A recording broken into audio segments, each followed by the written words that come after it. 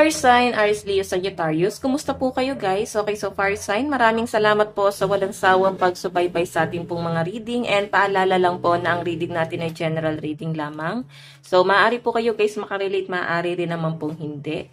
Kaya gawing gabay lamang. And sa mga bago pa lang po sa ating channel, ayan po, mag-subscribe na po kayo. And i-click mo na rin yung ating notification bell para lagi po kayo guys updated sa ating mga bagong upload. So, tignan po natin, gabay kapalaran po. Okay, gabay kapalaran.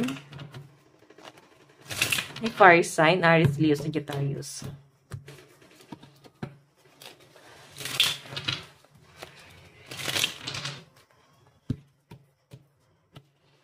Okay. Meron tayong Ace of Heart. 5 of flower, 4 of flower. So, yung iba sa inyo guys, ilang araw na kayong nag-overthink about sa relationship nyo na kung sino ba yung makakatulong talaga sa inyo. Nandun ka sa point na natatakot ka naman pumasok sa relationship kasi baka hindi naman kayo guys seryosohin, baka i-betray lang kayo. Nasa-sense ko sa inyo guys, ayan, love life mo yung iniisip mo dito. Someone sana na makakapag-provide sa'yo or matutulungan ka financially, no? Siguro yun yung iniisip mo, maring nape-pressure ka na rin dahil sa mga nangyayari din na problema mo sa araw-araw, okay? So, love life yung nakikita ko dito. May nasa-sense ako dito na maring meron ka ng isang taong tinitingnan, pero inaaral mo pa siya, guys. Kung makita mo nandiyan po yung 4 of flower, maaring may nangyari na kasing hindi maganda. Baka binitray ka niya or nagkaroon na ng trust issue. 5 of flower nakikita ko na para bang may pag-support naman dito, no?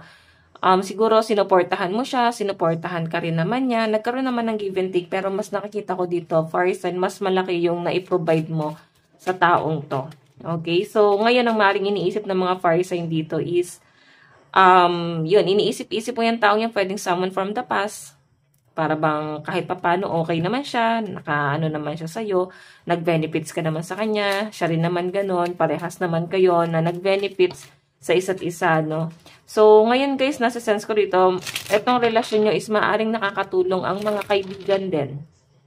Okay? Mga kaibigan mo rin ang maaaring masasandalan din ng mga fire side, lalo ngayon na dumadanas kayo ng heartbreak. Ayan, may mga broken hearted dito sa nasasagap ko. Yung iba dito guys, maaaring nakaka-recover na eh. Naka-move on na. Okay? Walang gustong makipag-usap siguro. Ayan. Maaaring yung naka-move on na yun guys, hindi kayo ha, yung person nyo. Baka naka-move on na siya, kaya ikaw parang na-broken hearted ka rito kasi hindi ka pa niya siguro guys gano'ng kinakausap. So, yung iba sa inyo guys, gusto mo na ng pahinga dito or baka nagpapahinga ka na guys, no? Maaaring pati ang trabaho mo is hindi mo na napagtutuunan ng pansin ngayon. Okay, para bang nakakaligtaan mo na rin fire sign. Tingnan pa natin. Additional message po ni fire sign.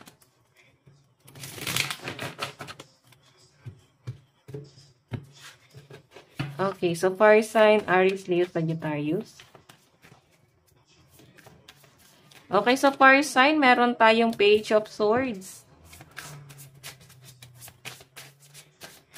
Meron tayong 8 of Wands.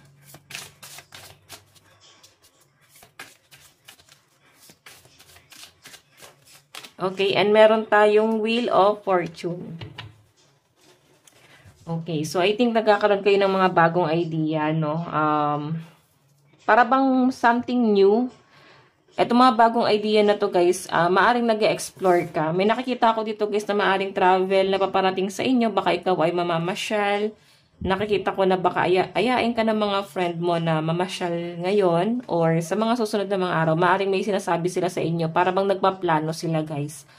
Okay, yun na nasa sense ko rito. So, walang masama doon guys. Pag ano lang kayo guys, mag-unwind lang kayo as long as nakakatulong siya sa mental health nyo, hanggat nakakatulong siya sa pang-araw-araw nyo na hindi ka na guys nakakapag-isip ng mga negative.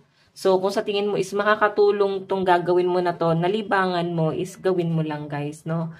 Okay, so hayan, Wheel of Fortune, ang dami mong worry. So, sinasabi dyan guys, huwag kang mag-worry.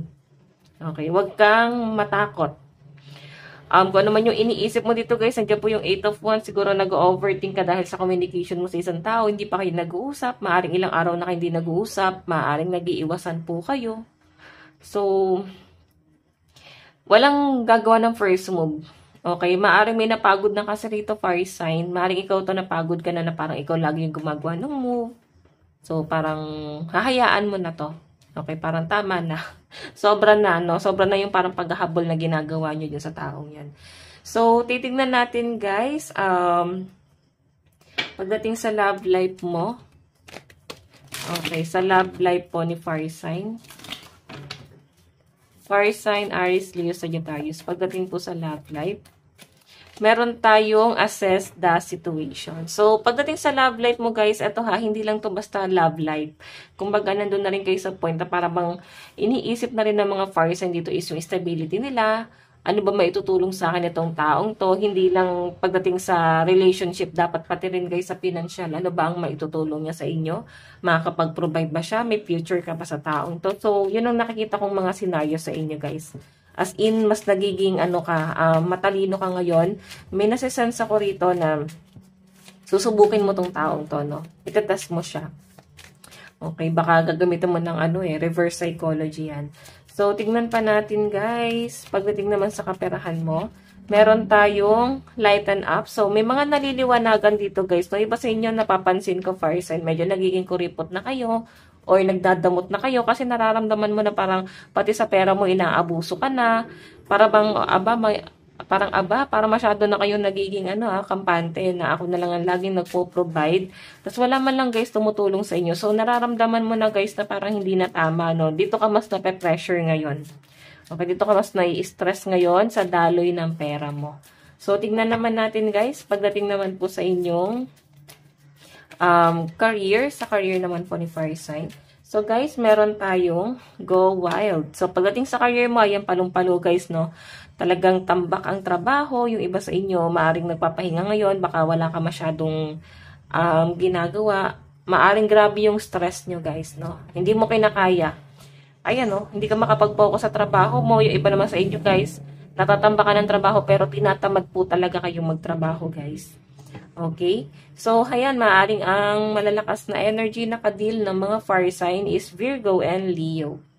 Meron din tayong Capricorn. So, tignan natin ang inyong advice. Okay, so proceed pala tayo guys sa inyong yan. Damihan na natin to. Pagdating naman sa inyong friendship, sa mga kaibigan, meron tayong be humble. Ayan, guys, pagdating sa mga kaibigan, be humble lang, guys. Huwag masyadong ma-pressure. Pag may sinasabi silang problema, makinig ka lang. Huwag na mag-side comment. Okay, ayan, puro siya Leo, oh. So, maaaring ini-embody mo ang energy ni Leo. So, siguro kailangan mas maging matigas ka na. Mas maging guarded ka na, no? Maging maingat ka na, lalo na pagdating sa mga bagay-bagay na nakakasakit sa inyo. Okay, so tingnan natin guys, advice mo naman, advice. Meron tayong gifted, fertility, creativity, growth, and space. So iba sa inyo guys, ayan, talagang pinagpala ka, no? Okay, pinagpala ka sa lahat. Sa babaeng lahat, sa lalaking lahat, parang ganon.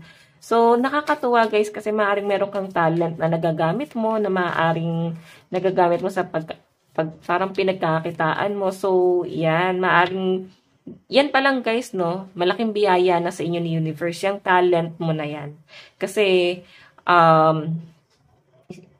isipin mo, nagagamit mo siya eh. Okay? Hindi naman lahat guys talentado. Yung iba nga pinagkaitan ng talent eh. 'Di ba? So, maswerte ka kasi may talent ka rito na maaaring pwede mong pagkakitaan guys. Ayan. Okay? So, ang lucky number mo is 16 and 6. Ito lang po ang inyong reading. Hanggang sa muli. God bless and love you all. Thank you.